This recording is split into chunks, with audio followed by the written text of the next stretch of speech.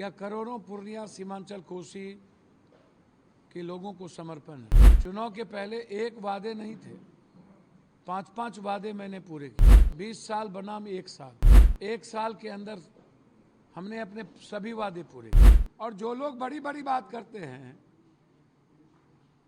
मैं निश्चित तौर पर प्रधानमंत्री जी का स्वागत करूंगा। मिथिला मैथिली अंगिका के इस प्रदेश में हमारा संस्कार है अतिथि देवो भव। नीतीश कुमार जी भी रहेंगे।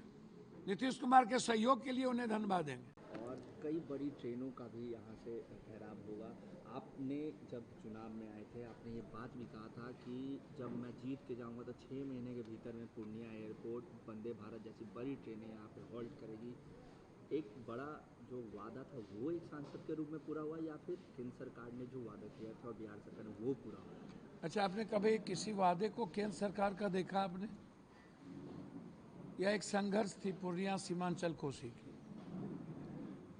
एक जनून था, एक जीत था, और यह क्षमता पूर्णिया के जनता के भीतर ही है।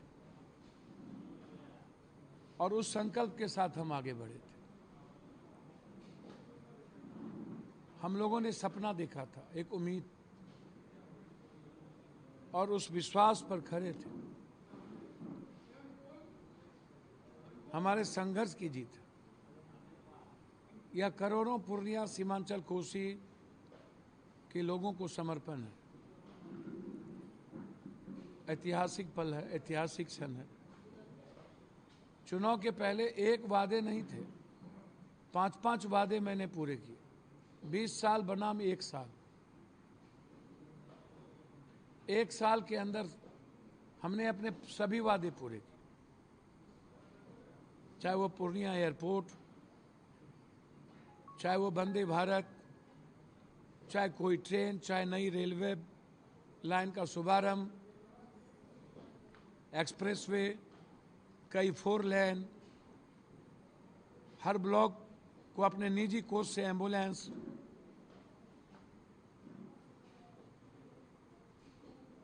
सरकार के सहयोग के लिए धन्यवाद। 1 साल के पहले पूर्णिया एयरपोर्ट का कोई जमीन तक हम अधिग्रहण नहीं कर पाए थे, उम्मीद भी नहीं थी दूर दूर तक। कई बार अमित शाह जी और नरेंद्र मोदी जी पूर्णिया एयरपोर्ट का जिक्र कर चुके थे कि चालू हो गया।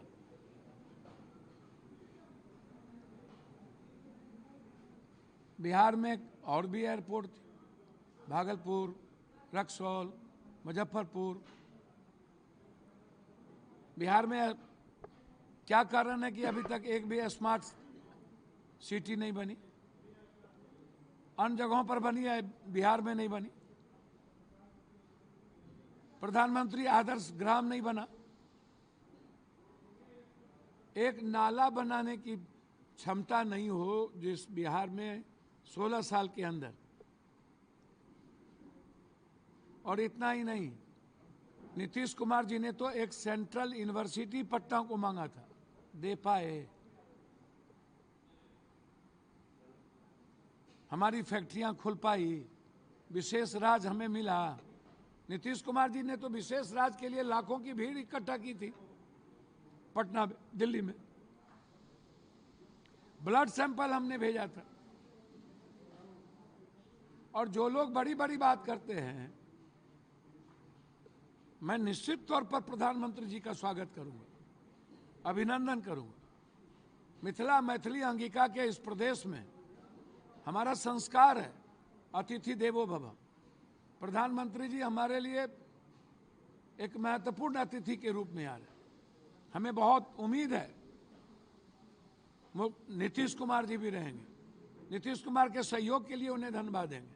विशेष तौर पर नायडू जो हमारे मिनिस्टर हैं, उड़ान मंत्री वैष्णवी जी, इन लोगों ने से हम लड़े घर के तरह, और इन लोगों ने हमारे भावनाओं का ख्याल रखा, पूर्णिया की भावनाओं। इसके लिए ये दोनों को विशेष तौर पर बधाई। इसीलिए कल इस बात का ख्याल रखिएगा कि कल से एक बड़ा उड़ान शुरू होगा। आज उद्घाटन होगा और फिर शुरुआत होगी एक बड़ी उड़ान की ओर, जहां देश के हिस्से में सारे शहर जुड़ेंगे। इस बात को समझ लीजिए, हमारे लिए सीमांचल कोसी पूर्णिया के लिए यह ऐतिहासिक पल है। इतिहास 15 तारीख को गवाह बनेगा और हम सब एक नए युग की ओर आगे बढ़ेंगे। दुनिया पूर्णिया को देखेगी, पूर्णिया दुनिया के मानचित्र में जाए, इसके लिए मखाना बोर्ड को लेकर के हमारी लड़ाई रही।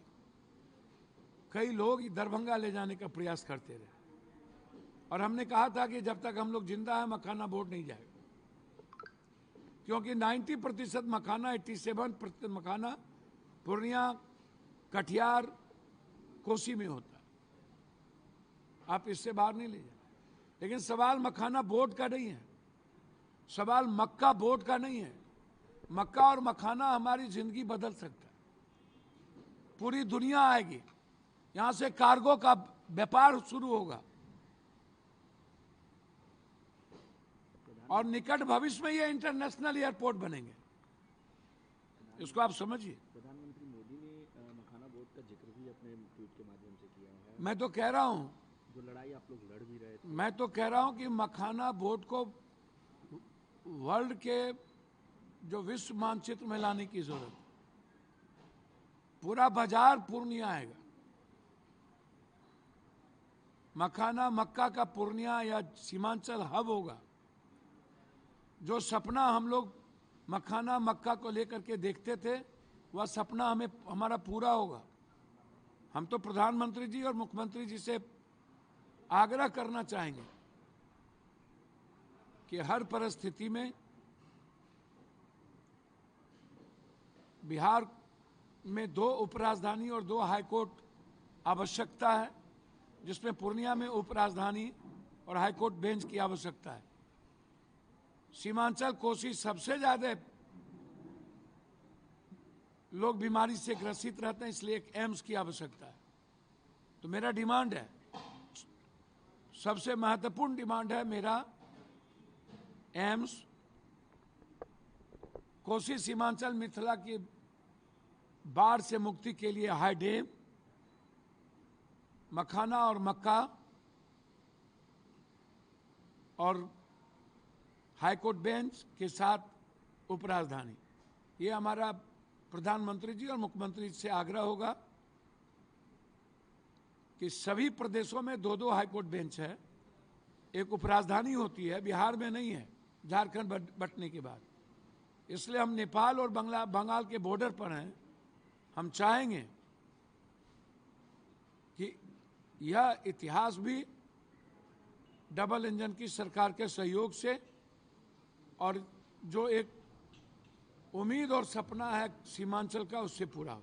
लगातार ये भी कहा जा रहा था एनडीए गठबंधन के द्वारा कि जो वादे हमने किए वो सभी वादे पूरे किए हैं।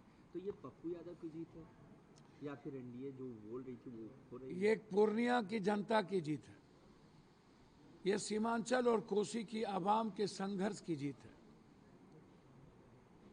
कोसी सीमांचल की ने जो एक सपना देखा था, उस विश्वास के साथ जो हम लोगों ने संकल्प लिया, उस संकल्प की जीत है।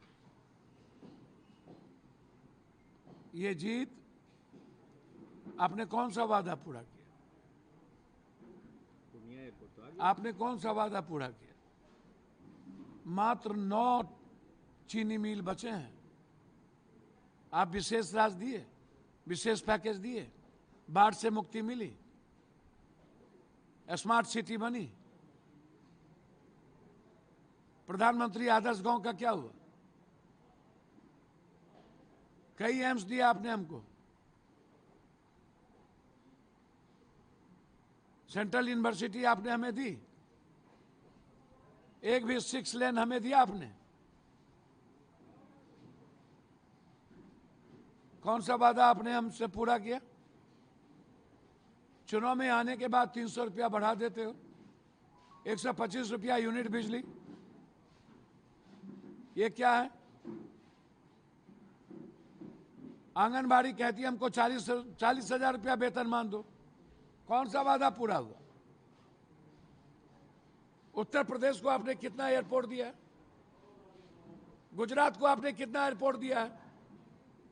प्रधानमंत्री जी से मेरा डिमांड है, यदि खाखरा, हावड़ा, फाफड़ा पर आपने टैक्स नहीं लगाया, जीरो किया जीएसटी, तो फिर मकान पर 5.5% क्यों? फिर तिलकुट पर 18% क्यों? गुजरात के लिए कुछ और पूर्णिया के लिए, बिहार के लिए कुछ और।